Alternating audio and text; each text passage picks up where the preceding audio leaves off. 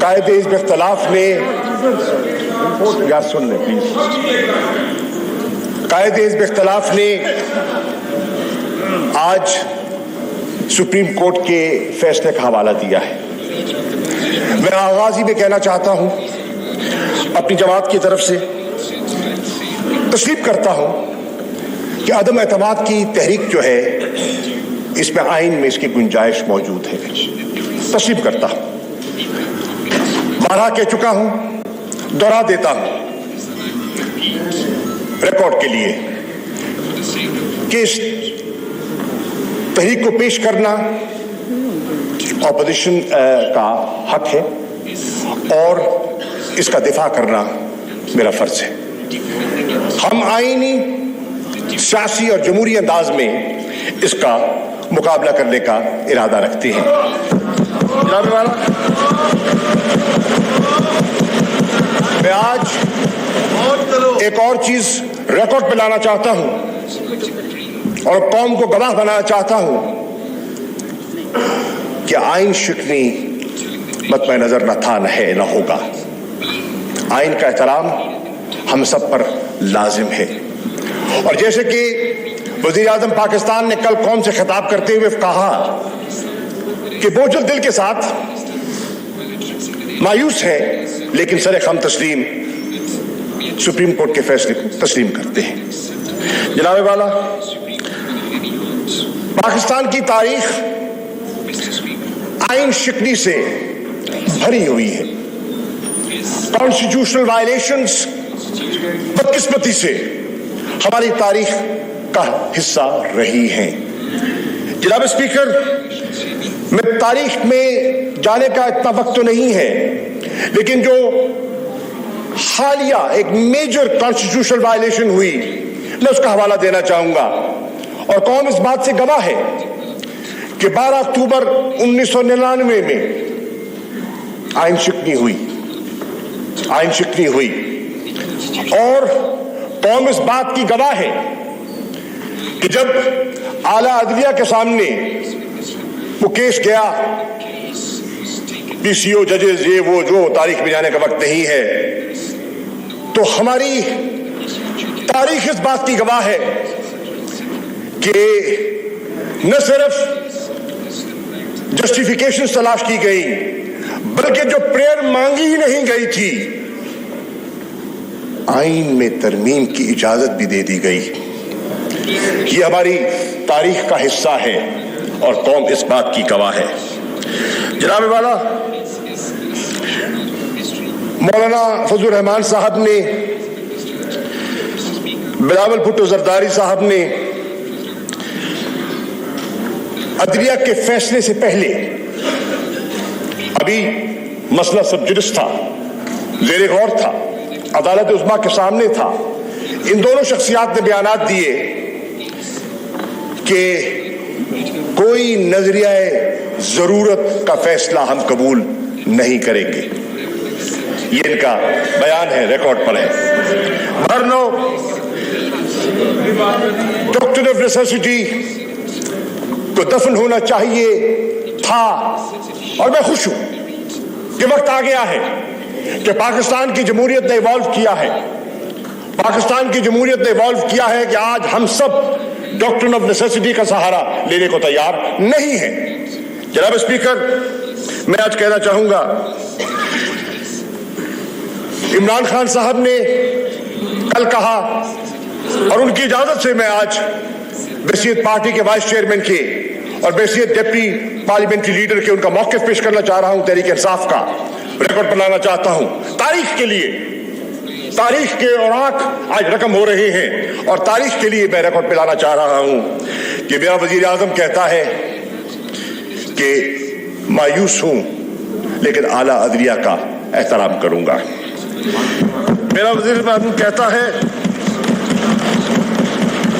کہ جو عدلیہ نے فیصلہ کیا کہ بروز ہفتہ 10:30 بجے اجلاس بلایا جائے گا, اور قائد حزب اختلاف نے ابھی پوائنٹ آف آرڈر پہ نقطہ اٹھایا اور کہا کہ آپ پابند ہیں, جس کی آپ نے وضاحت کر دی क्या आप पाबंद हैं कि आपने आज ये अदलिया के फैसले के मुताबिक इजलास की कार्रवाई को आपने आगे बढ़ाना है? जनाब वाला, उस फैसले के मुताबिक ही कार्रवाई बढ़ाई जा रही है। हफ्ता है 10:30 बजे इजलास का आगाज हो चुका है। आपने देखा कि अदलिया ने फरमाया कि ये इजलास जारी रहेगा और प्रोब नहीं होगा ता वक्त के वो सारा जो प्रोसेस है आर्टिकल 95 रूल 37 का अपने हतमी अंजाम को नहीं पहुंच जाता। जनाब वाला, हम उसकी पासदारी के लिए यहां हाजिर हुए हैं, लेकिन मैं इस ऐवान के खिदमत में वो पस मंजर पेश करना चाहूंगा जिसने आज इस इजलास को इस शक्ल में दोबारा करने की आपको हुक्म सादर फरमाया और हमें ताबे किया। जनाब वाला, आज अदलिया के फैसले के मुताबिक घड़ी वापस की गई और आज उनकी नजर में, उस फैसले की नजर में आज 3 अप्रैल है। आज 3 अप्रैल है और 3 अप्रैल में जो कुछ हुआ वो आपके सामने है, दोहराना नहीं चाहता, वक्त के दामन में गुंजाइश नहीं है। उसका अदलिया ने सो मोटो नोटिस लिया। जनाब वाला, मैं जानता हूं कि बरोज इतवार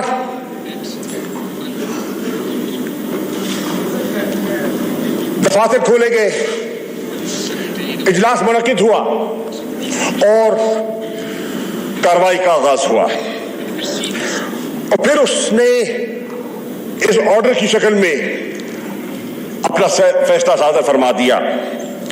उसमें उन्होंने मुत्तफिका तौर पर रूलिंग को मुस्तरद किया और हमारी नजर में जो वजीर आजम ने कौम के सामने जाने का फैसला किया था डिसोल्यूशन के जरिए, जिसका मुतालबा हमारी ऑपोजिशन तकरीबन 4.25 साल से कर रही है, 4.25 साल से कर रही है और नए इंतखाबात का मुतालबा कर रही है, तो उन्होंने कहा कौम को इस आजमाइश से निकालने के लिए, इस कॉन्स्टिट्यूशनल क्राइसिस से कौम को महफूज करने के लिए आइए अवाम के सामने चलते हैं, आइए अवाम की दहलीज पर दस्तक देते हैं और पाकिस्तान की अवाम फैसला करे कि वो पाकिस्तान का मुस्तकबिल किन हाथों में देखना चाहते हैं। जनाब वाला, उसका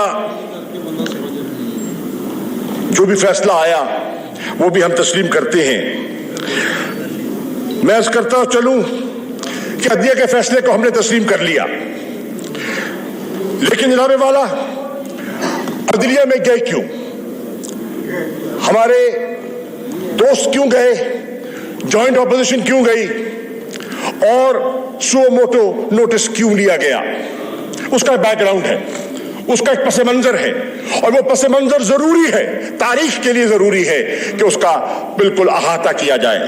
जनाब वाला, यहां जब डिप्टी स्पीकर चेयर कर रहे थे तो उन्होंने जो रूलिंग दी, जिन पर दोस्तों को एतराज था और अदलिया का फैसला है, उसमें उन्होंने कहा, ये इनकार नहीं किया, इस आईनी प्रोसेस से इनकार नहीं किया।